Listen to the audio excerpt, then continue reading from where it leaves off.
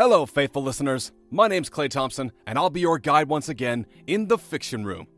Today's prompt is brought to us from username Plukium. The Sol system was an experiment by aliens to determine if life would evolve under hyper-hostile physics. Unfortunately, it was forgotten about. Years later, humans are leaving the solar system, only to discover that upon passing an invisible barrier, they essentially gain superpowers. As always, I hope you enjoy hearing these stories as much as I enjoy reading them, but without further ado, let us begin with our story today, written by Perilous Platypus. First, we mastered the pull of the Earth, forcing our way into space. Those first efforts were nervous, timid. We were small, and the frontier of the blackness beyond loomed large in our minds. Secretary General Venrus took a deep breath, letting a pregnant silence settle upon the billions of viewers. We escaped our backyard, laying claim to the moon. His hand swept wide, and the camera pulled out to show the gleaming Earth, that glorious ball of blue, white, and green over the horizon of the lunar landscape. Then we ventured to the planets beyond. The background shimmered and then shifted, showing a glittering city beneath a red sky with a blinking blue dot in the distance. Another breath. Today, we leave the neighborhood. Again, the backdrop behind the secretary shimmered and shifted, forming now into an enormous gray ship, its exterior all sharp angles. Emblazoned on the side was UWS Alcubierre in bold white lettering. Secretary General Venrus was relegated to a small picture within a picture as Fleet Admiral Levinson appeared in the main view. He stood tall, his broad chin making for a stern profile. Steely blue eyes peered out beneath two bushy eyebrows, making him the very picture of a lifelong military man. The honor of leadership had fallen to him, a much sought-after prize, earned only through his long history of distinguished service in the United World Defense Force. Thank you, Mr. Secretary. It is my very great pleasure to lead our fleet to the stars beyond. Humanity has always measured its progress by the forces it has tamed to its ends. First the horse, then steam, then combustion. Now we unleash the power of space-time itself. Sir, the UWS Alcubierre awaits your orders. The screens swapped, placing the secretary in the fore. Very well, Admiral. You are hereby ordered to Alpha Centauri to scout and conduct scientific experiments. All of humanity stands behind you. Admiral Levinson snapped a neat salute and turned from the camera, issuing the order to launch. There was a scramble of activity as the members of the bridge hurried upon their pre-launch tasks. A narrator explained the various procedures and roles and responsibilities of the various crew members as humanity watched in breathless anticipation. A few minutes later, Admiral Levinson turned back to the camera, snapped a final salute, and barked out a single word. Engage! Then, he was gone. Anomaly alert. Project Sol, interstellar date 2310.393.123. Trigger, perimeter breach, interstellar object, speed 78.3 lights and accelerating. Object origin, Sol. Object specifications, manufactured. Detailed anomaly report, available. Jai Zix, left float superior, studied the report, its cilia twitching in agitation. It contained many firsts, each more concerning than the last. The first anomaly report from Project Sol. The first object to originate from Sol. The first object to breach the 10-light barrier. Jai was not opposed to firsts, but by their very nature, they were somewhat unusual. It took a moment to ponder if firsts must necessarily be clustered together in such a manner. It suspected they must be, one first cascading into others. It wondered how far the ripple of a first might be carried before it was swallowed up by the nature of the vast universe. Could a single first fundamentally reorient existence? Such a first would be a first indeed, perhaps even a last. Jai combed through the report, following the standard procedures. A left of the Zix Collective was innately skeptical of firsts, particularly ones such as this. In a great many cases, such a first was actually just the first sign of a failing instrument.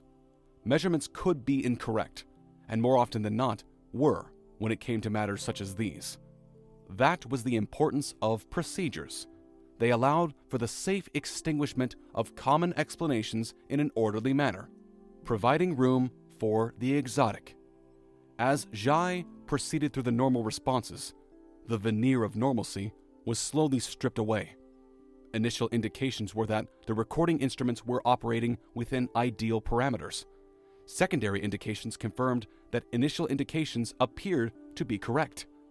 Tertiary indications supplied a degree of certainty that prompted a simple conclusion. This required escalation. Zhai floated towards Z, its float tank companion. Their cilia intertwined, and Zhai relayed the report and its initial findings. Xi shared Zhai's initial consternation, though its curiosity was immediately piqued in a way Zhai considered slightly profane. But that was the way with right floats. They were somewhat prone to fancy in a way that left floats, such as Zhai, were not. It was part of the science in selecting float tank companions, compatible and incompatible all at once. It ensured that they would agree only on the matters of the greatest import. In this case, there was little debate before consensus was achieved. The sole anomaly was worth immediate and serious study. They would pass on their findings from their sub-tank to the main tank. Sir? Something is... sorry. It appears we are having a malfunction, the young helmsman said, her voice uneven. Specifics, Lieutenant Lee. I do not like the word malfunction without a damn good explanation to go along with it, Admiral Levinson said from behind in the fleet chair, his gravelly voice calm and commanding. Yes, sir. Sorry, sir. It's our speed. We're going too fast. Too fast, Lieutenant? We expected some variance from the Alcubierra. Are we outside the expected range? How fast are we going? The Admiral considered it a stroke of good luck, not cause for alarm. Perhaps they'd hit Centauri earlier than expected. It was to be a long journey, and he was quite eager to gain a few steps. Yes, sir. Well outside the range. Her fingers flew across the console, flicking between various readouts. Well, put it up on the screen. Levinson waved his hand toward the front of the bridge. Lee pressed a few buttons, and then the helmsman's con flicked into view. It showed the current heading, the engine status, and a variety of other pieces of information, including the speed. Admiral Levinson jolted forward. That can't be right. They were moving at almost 100 times the speed of light, well beyond their expected range of 2 to 3. Report! Lee ducked her head. Sir, I pulled up our trip log and graphed out our speed and our location. She highlighted a portion where their speed suddenly increased 30-fold. At approximately 1/2 light year from our solar system, our speed jumped up by 31.3%, for reasons I cannot explain. This conclusion is supported by the cartography readings. What in the Sam Hill is going on here? The Admiral's head jerked to the side, his hand flicking up and pointing to a wizened officer in the corner. Science Officer Griggs, pull the logs. I want everything you can give me, and I want a report on it within the hour. Take whomever you need. The main float was abuzz as the Zix Collective attempted to reach consensus. Lessers mingled with superiors, superiors with grands. It was a jumbled confusion of cilia, each jostling for the latest news. Zhai and Xi were swarmed from all sides, their cilia being subjected to interrogation bordering on hostile. Many of the lefts refused to believe that there could be an explanation beyond instrumentation error. The rights were positively gleeful at the prospect of such an extraordinary first.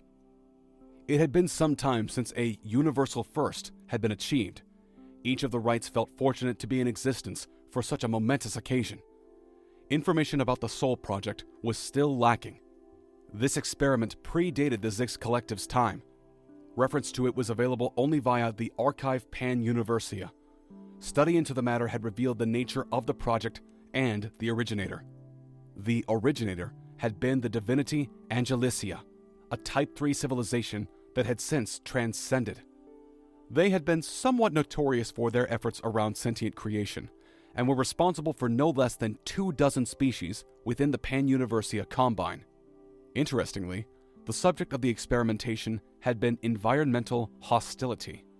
The sentients had been gifted with great creativity, but they were highly constrained by physical laws within the local region. A great number of rights were approaching consensus that such parameters may well give birth to a universal first. The universe was quite hospitable in comparison, and few species felt any particular pressure to innovate such things as a 100 times light drive. The lefts maintained their skepticism, but agreed that the object referenced in the Soul Anomaly report should be investigated, if only to prove the foolishness of the rights. Consensus was achieved.